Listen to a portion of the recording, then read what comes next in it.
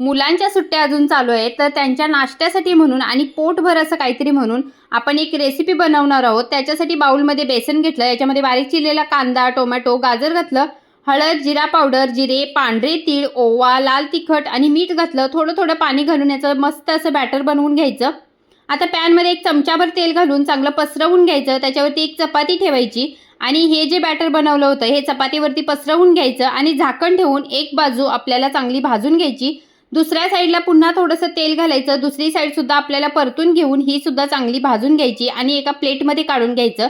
आता याच्यावरती आपण मुलांच्या आवडीचा कोणताही सॉस किंवा कोणतीही चटणी लावायची. बारीक चिरलेला कांदा, टोमॅटो आणि शेव घालायची आणि मस्त याला गरमागरम एन्जॉय करायचं. खूप टेस्टी अशी ही रेसिपी होते आणि पोटभर देखील होते. तर मुलांच्यासाठी वेगळं म्हणून काहीतरी ही रेसिपी नक्की ट्राय करा आणि आवडली असेल तर चॅनलला लाईक, शेअर आणि सबस्क्राईब करायला विसरू नका.